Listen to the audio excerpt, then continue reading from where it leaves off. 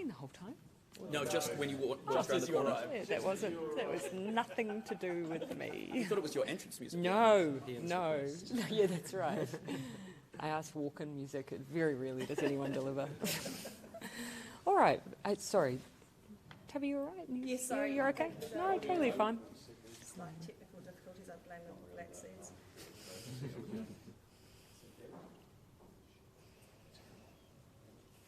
Good, good. Fire away. Premises, those, especially you were talking about with the concern about a secular look at COVID vaccines, does that cause issues with things like possibly giving us a third booster shot? Will that be a decision we have to make between looking to the world to get vaccines or ensuring our population is covered? As I understand, pharmaceutical companies are already considering the possibility in the future of whether booster shots will be needed in the same way that we get regular flu vaccines. Those will be decisions that, of course, will go through the same process through MedSafe and the like that our original vaccine program has gone through.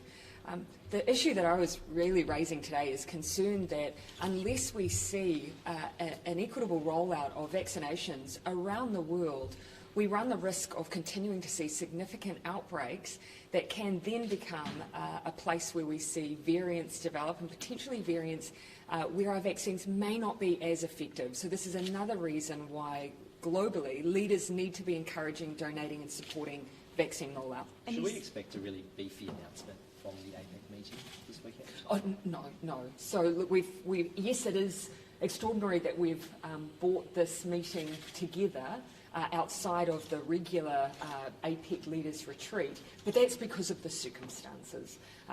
We have used the forum, though, in the lead up to the APEC meeting later this year to bring trade ministers together. They have made a difference for the flow of vaccine consumables, so they have been really useful dialogues, but here we literally do want to bring leaders together to discuss economic impacts and the latest from the World Health Organization. Will you be pushing for more world leaders to give more money and more resources to COVAX? You were talking about that in your speech. Yeah, I think we all are, but equally we're actually members of a region in which some participants equally have been recipients of support as well. So yes, we will continue both within a region advocating globally and doing what we can to support one another. Prime Minister, is it time for a rethink on the way that the MIQ booking system works? It doesn't look like it is working, given that everything up to November is booked up and then there's nothing thereafter. So is it time to have a rethink about how that system looks? Actually, across the 150,000 people that we've brought home, you have seen areas, times, where there's been high demand and then low demand. Leading up to summer this last year, we did see high demand, and then immediately after that summer holiday, we saw some of that fall away. And so it's following a bit of a pattern. But it's getting a bit silly, isn't it? Because Kiwis can't get home. Like, they cannot get home for the foreseeable. And the message that, again, we've shared is that, yes, we're at a high, we're at a peak time right now that will inevitably fall away as it has done in the past. But we've had these facilities open for some time. 150,000 people have come home.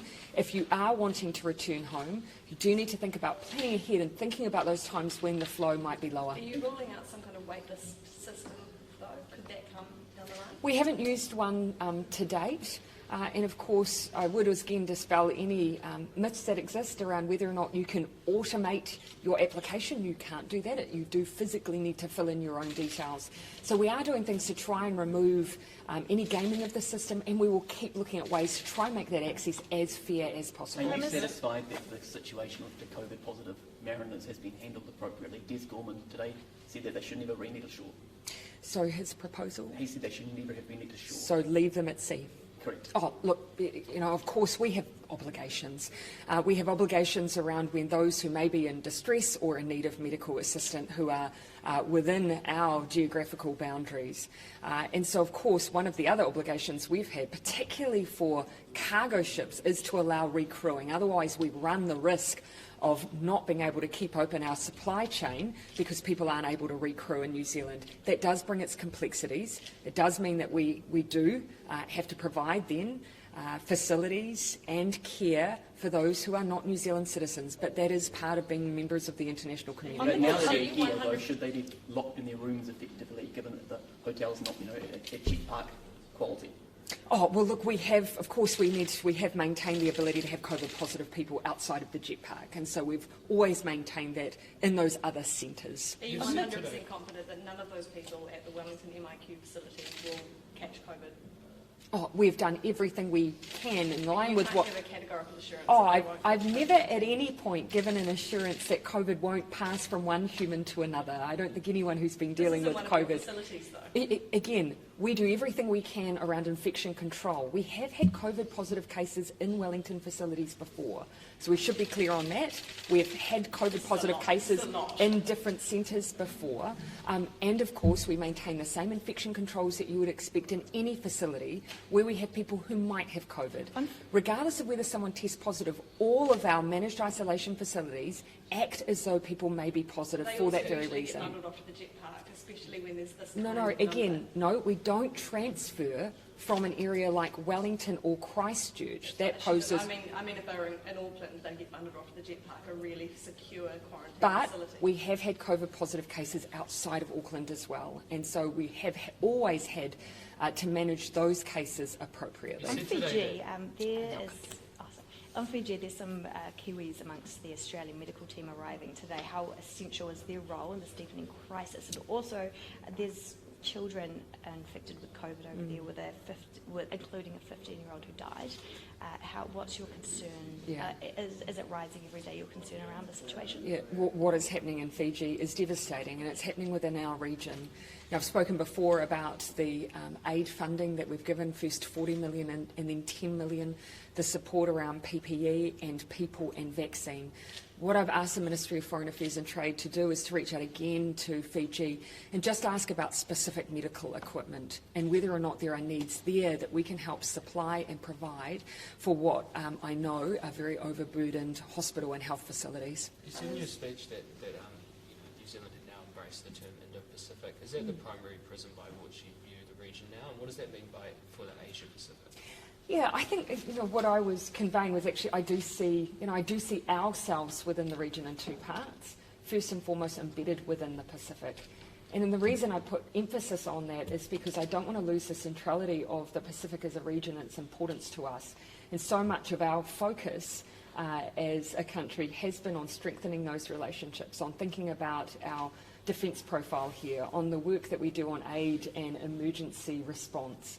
Then, within that, we look to the wider Indo-Pacific. The Indo-Pacific is a term that's being used more by the US and other countries to act as a counterweight to China, though.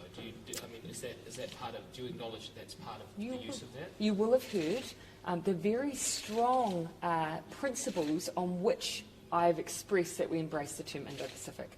And our principles around inclusivity and transparency and openness are really key. You will have also heard me reference that in some cases people use Indo-Pacific as subtext for exclusion. We do not.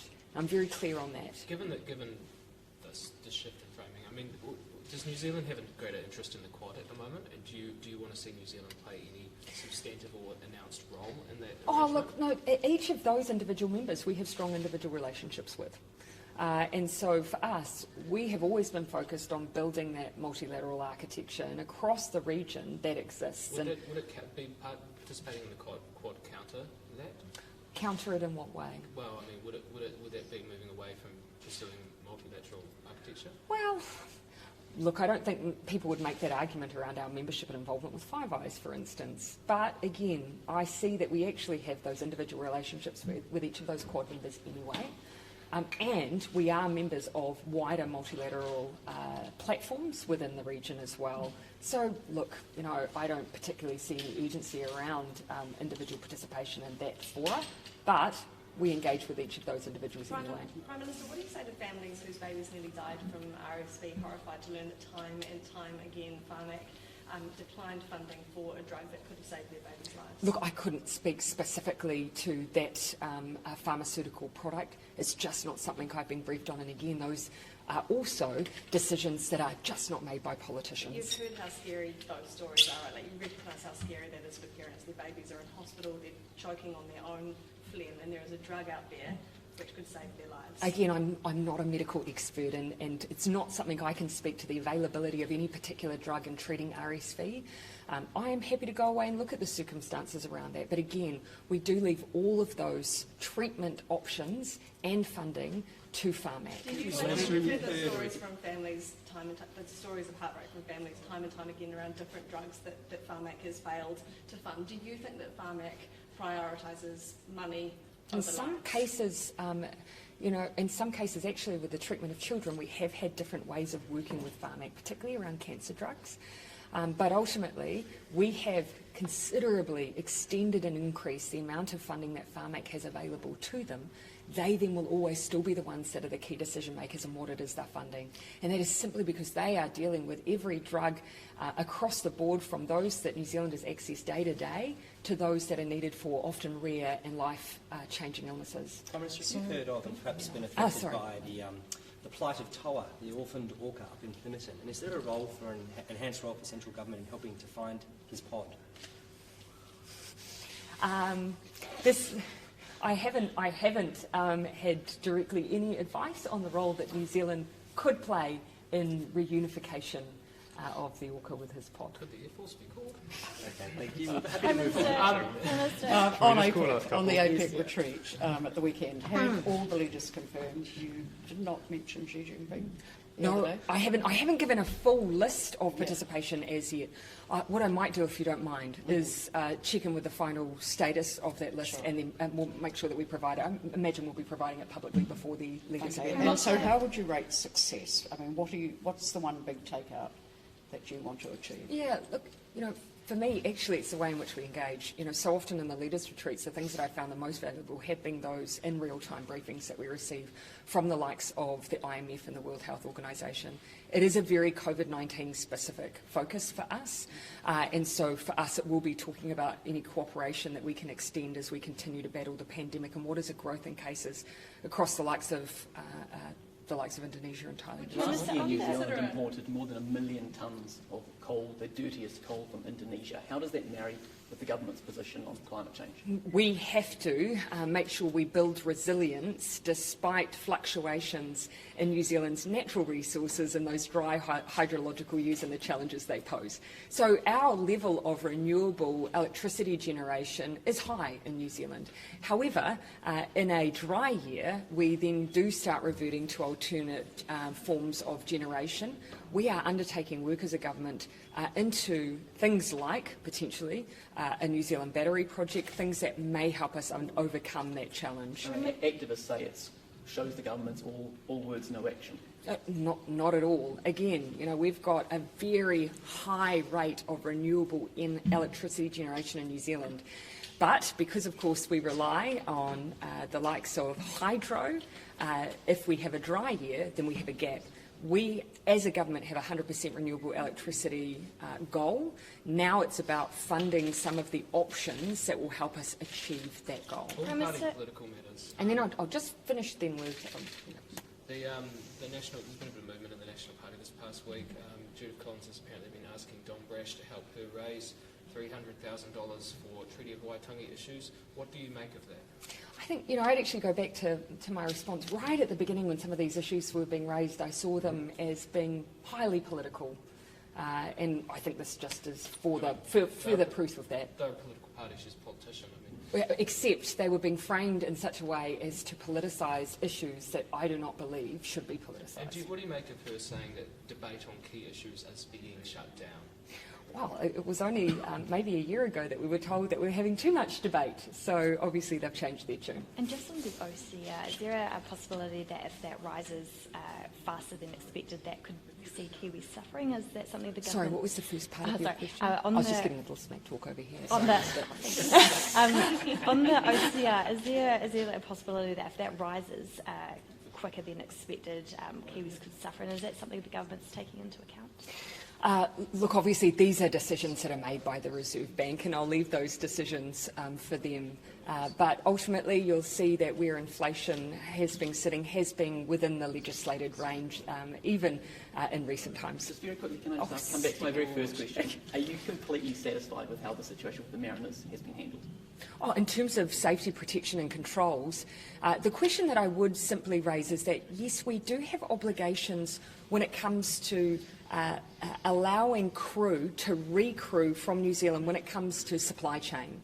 One of the questions I have asked is, do we have an obligation to recrew foreign flagged fishing vessels who are ultimately fishing a fishery that is of no economic interest to New Zealand and against our environmental interests? So I have asked that question. That's very different to the obligations we then have if people fall ill within our waters. Okay, thanks everyone. Thank you. Cue the outro music. Yeah.